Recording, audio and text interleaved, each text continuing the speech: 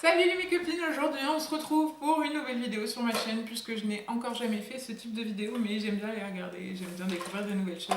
Alors ce sera peut-être pas un inédit chez moi mais je vous présente mes produits terminés. Donc oui, je mets 1000 ans à terminer mes produits, c'est comme ça et je les garde mais je suis pas la seule, hein. Vous savez que tout le monde fait comme ça, met 1000 ans à finir ses produits. Donc j'ai plein de trucs à vous présenter, il y a un peu de tout, des trucs dont je vous ai déjà parlé, des trucs qui sont pas totalement terminés, que j'ai pas spécialement aimé. Et bien on va commencer tout de suite, donc je vais commencer avec des gels douche, les gels douche de chez Dove. Alors celles-ci vous les avez déjà vues sur toutes les chaînes, donc je vais pas m'éterniser là-dessus. Ce sont des gels douche dont je raffole, que j'achète depuis très longtemps, avant qu'il y ait même ces parfums-là. Celui à la tartelette sent vraiment très très bon, ça sent pas trop le truc chimique, donc c'est hyper agréable. Et celui-ci, c'est au lait végétal des Pyrénées et ça sent, si vous connaissez White Musk de Body Shop, je trouve que ça sent un petit peu pareil, donc je trouve ça hyper agréable. Et j'ai aussi un de mes favoris, c'est celui à la Madeleine, donc là je l'ai pas parce que j'ai jeté la bouteille, mais je l'ai racheté, je les rachète, je les adore, je découvre des nouveaux parfums. Bref, j'adore ces gels douche. Ensuite, on continue avec un déo. Alors, c'est le Rexona Maximum Protection qui se présente comme ceci. Et en fait, moi, j'ai un souci avec les déodorants. Je sais pas si ça vous fait pareil à vous. Quand j'achète un déodorant, je peux l'utiliser pendant 2, 3, 6 mois. Et au bout d'un certain temps, ma peau s'habitue à ce déodorant. Et malgré le déodorant, je pue. Donc, je dois changer de déo. C'est tout bête. Ça me fait ça avec le Dove. Ça me fait ça avec tous les déos que j'ai pu tester. Donc le Dove, je l'avais racheté, j'en avais un deuxième, et ben j'ai dû changer entre temps, j'ai fini l'autre et j'ai celui-là de côté pour quand mon corps se sera réhabitué.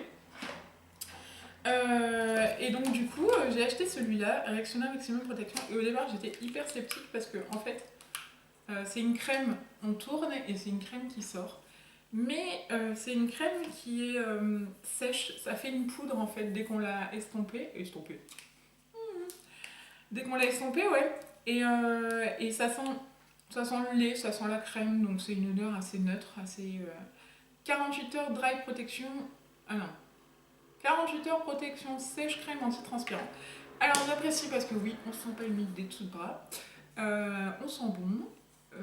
Il protège bien, on n'a pas d'auréole, on n'a rien du tout, donc c'est trop bien.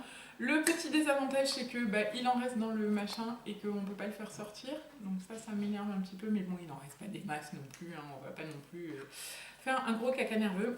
Et finalement, le côté crème, je trouve ça top. Donc ça sèche hyper vite en plus, donc c'est pas comme par exemple le Dove qui lui met 1000 ans à sécher, on reste un peu moite-moite. Non, là c'est hyper bien. Toujours dans les déodorants, alors celui-là il est neuf, c'est un de chez Leclerc et en fait ils n'avaient plus rien d'autre sur le site, il n'y avait plus que celui-là. À la pierre d'Alain, sèche rapidement, 24 heures, sans alcool. Je me suis dit c'est l'occasion de tester, t'as plus de déo, voir si ceux de la marque, ils sont bien. Et là en fait, voilà, hein, là, ça résume assez bien le truc. Je l'ai acheté et je m'en suis pas servi. J'allais vous faire sentir. Mais ça pue! Mais ça pue, c'est une horreur! C'est horrible l'odeur. Ça sent la... Je sais pas. Je saurais pas le décrire, mais...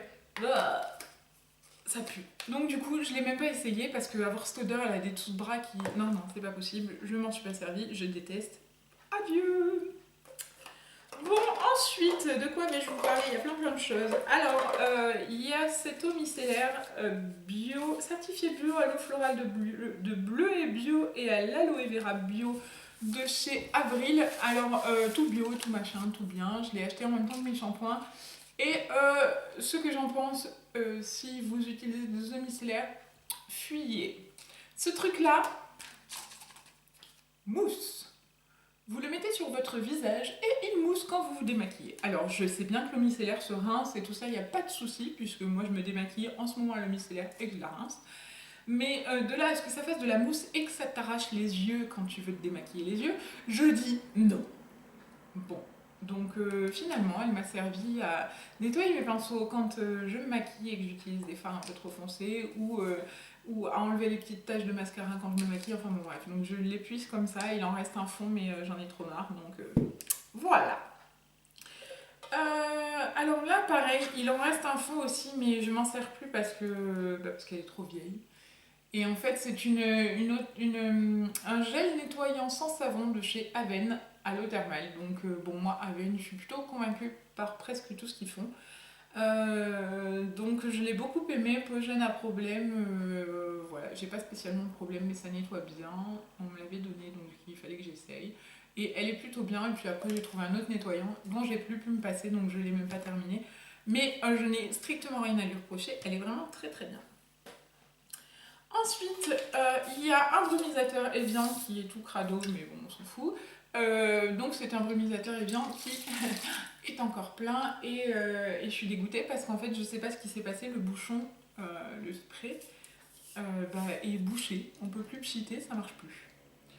Donc brumisateur de Devian, ma foi c'est fort bien, moi je m'en sers aussi quand je me démaquille avec l'eau micellaire et que j'ai pas envie de me laver 3 tonnes le visage derrière, je me badigeonne le visage, je nettoie encore avec la lingette, je fais ça plusieurs fois et j'ai pas envie de mettre de savon. Ça m'arrive de faire comme ça, c'est pour les jours de la flemme, hein, je vous l'avoue, vaut mieux ça que pas se démaquiller du tout comme ils disent que c'est la mode en ce moment. On en entend des conneries. Bref, par contre, Evian ou pas Evian, moi je vois aucune différence. Donc j'en rachèterai, oui, mais pas forcément de l'Evian. Parce que bon, ça coûte un bras et je vois pas de différence, donc voilà. Ensuite, c'est tout pourri parce que c'était dans mon truc depuis des lustres. Le shampoing Caddy Onim. Et il y a son petit frère aussi, où il est. Mais merde. Donc ça, c'est les shampoings dont je vous ai parlé dans ma vidéo sur les cheveux. Donc il y a celui-là et il y a l'autre à l'aloe vera. Je sais pas ce que j'ai fait de la bouteille, elle est pas avec, elle devrait, mais... Et évidemment, je rachète puisque c'est ce qui a sauvé mes cheveux et ce qui est encore une nouvelle fois en train de les sauver puisque après mes vacances à Nice, mon cuir chevelu n'a absolument pas supporté le climat et m'a fait un cuir chevelu bien pas bien. Donc ça, c'est encore en train de me réparer le problème. Donc je rachèterai encore jusqu'à ce que ça ne marche plus. Et j'espère que ça marchera toute ma vie parce que j'ai pas envie de recommencer. On va terminer avec les soins avant que je passe au maquillage. Donc ensuite, nous avons le soin génifique Lancôme activateur de jeunesse qui se présente comme ceci. C'est ma mère qui me l'a donné, elle m'a dit teste parce que moi le format c'est pas pratique, machin. Alors oui, c'est avec un truc comme ça. C'est censé... J'ai découvert après coup qu'il y avait un bouton là pour aspirer le produit, la blonde. En fait, on peut aspirer du produit avec le bouton. Et en fait, très honnêtement, je ne l'ai pas terminé parce que... bon, il en reste un fond, hein. Il en reste pas beaucoup. Mais avec ou sans, je vois absolument pas de différence. Ça sent rien, c'est chiant à appliquer. C'est pas chiant à appliquer, mais c'est chiant à prélever. Donc du coup, je m'en suis pas servi, je l'ai pas terminé. Moi, je suis pas très sérum en fait. Je sais pas trop à quoi ça sert, s'il y a une réelle efficacité par rapport à une crème hydratante. Je préfère voir une crème hydratante bien efficace que un sérum. Pour ma part, c'est un peu... J'ai pas rencontré le sérum de ma vie, quoi. Donc pour l'instant, je dis non. Ensuite, crème hydratante toujours, j'ai testé celui il y a super longtemps de la marque Inel Q10 Soin Première Ride jour et nuit de chez donc Leclerc. Inel c'est Leclerc. Et donc c'est une crème qui sent super bon. J'adore l'odeur de ce truc là. Je sais pas comment, peut-être ça sent un petit peu l'abricot. Ça sent super bon. Et c'est une crème qui est, ma foi, fort bien, qui est peut-être pas assez riche pour le soir, de mon point de vue, parce que j'aime bien mettre des crèmes un peu plus riches le soir. Mais bon, elle est très très bien, elle coûte rien du tout, donc si vous n'avez pas trop le budget, celle-ci est vraiment pas mal. Côté hydratation, elle est très très bien. Ensuite, j'ai acheté en petit format la crème naine, vous avez vu, non c'est pas un petit format, en fait j'ai coupé pour récupérer ce qu'il y a dedans. Mais c'est un petit format quand même, c'est un format voyage de chez Clinique. C'est Dramatically Different Moisturizing Gel. Non, je déconne. Gel hydratant tellement différent de chez Clinique. Et en fait, ouais, la texture est géniale. Moi, j'adore les textures gel en fait. Je me rends compte que ça me convient parfaitement. Ça fait hyper frais sur le visage. C'est super agréable. Elle hydrate hyper bien, donc j'en suis très contente. J'en ai racheté un autre. Et voilà, je l'aime, je la rachèterai. Je n'utilise pas que celle-là, mais je la rachèterai. On passe ensuite au maquillage. Et alors pour commencer, on va parler d'un... Ouais. On va parler d'un primer. Et ici c'est le Mineral Infused Face Primer qui se présente comme ceci avec un bouchon. Et en fait, pareil, je l'ai acheté et je m'en suis pas servi. Parce que c'est du silicone en bouteille. Et alors, moi j'ai l'impression... Alors ouais, c'est hyper bien parce que ça fait une peau photoshopée. Bon, vous allez rien voir, mais du coup, toutes les marques de ma main ont disparu. Mais mon visage, il étouffe là-dessous, quoi. Moi, je suis pas bien avec ça sur la face. Il est bien, hein, ceci dit, je m'en suis mis sur le bras. Il est bien, ceci dit, mais pour moi, c'est trop, quoi. Voilà, j'ai l'impression de suffoquer du visage. Donc non, je l'utilise pas. Donc je le filerai peut-être à une copine parce que moi, j'aime pas. Alors, si une copine aime et veut que je lui envoie, qu'elle se lève maintenant ou qu'elle se taise à jamais. Voilà. Ensuite, nous avons des fonds de teint. Alors, le premier, c'est le teint miracle de Lancôme, créateur de lumière naturelle. Donc, c'est un vieux format. Et en fait, il n'est pas adapté à ma carnation. Donc, je l'ai porté assez longtemps, mais c'était pas la bonne couleur. Et en plus, il est pas mat. Moi, j'aime, vous voyez, on voit super bien là. Il y a des particules brillantes dedans. Il est hyper glowy. Et pour moi, ça va pas du tout parce que comme j'ai la peau grasse, on dirait un beignet radioactif. C'est dégueu. Donc, pas du tout. Je rachèterai pas du tout. Ensuite, il y a le Studio Fix Fluide de chez MAC. C'est la teinte NW20. Alors, la teinte pouvait aller, sauf que c'était un petit peu trop rosé pour moi. Par contre, c'est un fond de teint qui est hyper mat là-dessus, il n'y a pas de souci, j'ai adoré. Mais il me fait une peau de mémé. Même si je mets une tonne d'hydratant en dessous, il est un peu trop asséchant pour moi, donc non, je rachèterai pas non plus. Ensuite, il y a la poudre dont je vous parlais, je vous ai parlé plein de fois, la poudre haute définition ELF, le dupe de chez Make Up Forever. Donc celle-ci, je l'ai rachetée, je la rachèterai, je la trouve trop bien, elle coûte 6,80€, elle est voilà, géniale. Elle fait pas briller sous les flashs, donc hop, on la rachète. Et enfin, je vais vous parler de... Voilà, j'ai tout ça en mascara terminé. Bon ok, c'est des petits, mais ils sont finis. Celui-là, c'est pas un petit, ça a été mon chouchou pendant un long moment. Ça l'est toujours d'ailleurs, mais il coûte trop cher. C'est le Guerlain Cils d'Enfer. Alors, le packaging, j'adore. Il est trop bon, on dirait un bijou. Bon, il est collé, tout desséché. Mais il est trop bien, il fait des cils hyper longs. Et pour tout vous dire, il fait des cils tellement longs que quand je cligne des yeux, et ben, on les sent... je sens mes cils appuyés sur mes verres de lunettes. C'est vous dire si ça rallonge les cils. Ensuite, il y a mon chouchou de il n'y a pas longtemps. C'est le Better Than Sex de Too Faced. Donc ce mascara est trop bien. Je le trouve un peu trop cher. Mais parce que voilà, ça m'énerve de payer si cher les mascaras. Mais bon, en général, ceux qui sont bien sont très chers, sauf l'exception. Donc c'est le Better Than Sex qui se présente avec une brosse comme ceci. Donc c'est celui que j'avais eu dans la Everything Nice de Too Faced. Bah oui, puisqu'on parle d'un mascara Too Faced, forcément. La palette de Noël, je l'ai utilisée, je l'ai vidée, il n'y a plus rien à donner, quoi. Il est super bien, il fait du volume, de la longueur. Je le trouve génial, ce mascara. Je le recommande et le recommande et le recommande. Je le rachèterai très certainement en grand format, mais j'en ai encore un midi à finir, donc pour l'instant, je ne l'achète pas. Ensuite, il y a le Sonpius Bold Volume Lifting Mascara. Faut toujours que je lise en anglais d'ailleurs. Mascara lift et volume audacieux. Pareil, Estée Lauder. Ce mascara, il a une brosse encore différente, mais il est hyper bien. Le gros défaut qu'il a, c'est que si vous pleurez, il pique les yeux. Mais il arrache les yeux. Donc voilà, bon, je l'ai racheté parce que je l'ai en plus grand, je l'aime beaucoup. Il fait vraiment de super cils bien fournis, mais voilà, ça picote quoi.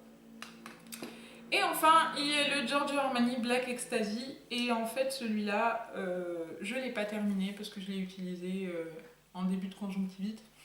Glorieuse idée. Ceci dit, c'est pas très grave. Mais en même temps, je ne savais pas que j'allais voir une conjonctivite. Il est nul. Il fait pas de volume. Il fait pas de... Enfin, il est nul pour moi, hein, parce qu'évidemment, il va peut-être convenir à quelqu'un. Pour moi, il fait pas assez de volume, donc du coup, je le trouve pas intéressant. fait un peu de longueur, mais voilà. Et enfin, pour terminer, on a un crayon à sourcils, donc c'est le crayon à sourcils rétractable waterproof de chez Sephora qui se présente comme ceci. Moi j'ai la teinte Soft Charcoal, c'est le numéro 6. Il a une petite brossette en plastique au bout avec un bouchon. Donc si on veut peigner c'est bien, mais on y va doucement parce que c'est en plastique dur et ça fait mal. La couleur est top pour mon style de sourcil. Je le rachèterai parce que je le trouve assez pratique. Néanmoins, c'est des crayons qui se tournent et ça j'aime pas du tout parce que c'est l'arnaque je trouve. Il y a très peu de mine dedans et on n'en a pas pour très longtemps. Donc si j'arrive à trouver la même teinte dans un vrai crayon, je serais ravie. Bon, il est pas très cher mais ça s'use hyper vite dans les petites mines comme ça avec les trucs à tourner. J'aime pas quoi, j'ai l'impression de me faire rouler en achetant ça, ça m'énerve. Et ensuite, il y a le Super Liner Ultra Précision de L'Oréal Paris. Donc c'est, comme vous le savez, mon liner chouchou pour débuter, pour apprendre, pour continuer. C'est le liner parfait. Je l'ai utilisé, ça doit être le... je sais pas combien j'en suis. Bref, j'en ai plein parce que je le trouve génial. Il est trop bien quand on sait pas faire, il est trop bien quand on sait faire. J'ai un peu changé de format en ce moment avec les crèmes. J'aime bien, je reviendrai à celui-là parce que je l'adore, donc il n'y a pas de souci, foncez sur celui-là, je l'adore. Voilà, c'est terminé avec les produits terminés. Et il y a pas mal de choses. J'en referai pas avant très longtemps parce que j'ai rien prévu qu'il soit terminé bientôt. Enfin, il y a quelques trucs, mais c'est pas encore folichon, folichon. Oh, catastrophe! J'ai oublié de vous parler d'un que j'ai racheté. C'est le Sephora. C'est le fond de teint compact matifiant 8 heures en teinte 25 beige. Et ouais, voilà, il reste que dalle. Je l'ai racheté, je le rachèterai. Pour l'été, j'en suis vraiment très très contente. Il est hyper beau. Je le préfère même au... Alors celui-là, il en reste un fond. J'aurais pu le présenter aussi, mais je l'ai même pas fini. C'est le Sephora Minéral fond de teint en teinte 30 médium qui se présente comme ceci et qui, voilà, là aussi il faut que je le jette. Et en fait, je lui préfère celui-là pour le côté matifiant, il tient hyper longtemps. Et celui-là était très bien, il fait une peau très très jolie et tout ça. Mais je lui préfère celui-là que j'ai racheté et que je rachèterai. Donc je suis très contente de ces fonds de teint Sephora. J'aime beaucoup vos fonds de teint poudre. Mouah. Voilà. Est-ce que vous avez testé des trucs que je vous ai montrés? Est-ce que ça vous a plu? Qu'est-ce que vous en pensez? Est-ce que vous avez envie de ce type de vidéo? En attendant la prochaine vidéo, je vous fais plein de gros bisous et je vous dis à très très vite les mes copines. Ciao ciao. Elle était brisée, elle s'est répandue sur le tapis de l'hôtel. Autant vous dire que je l'ai laissée là où elle était. Et du coup je n'avais plus de bronzer, donc je me suis dit que c'est l'occasion de tester celui de chez ELF.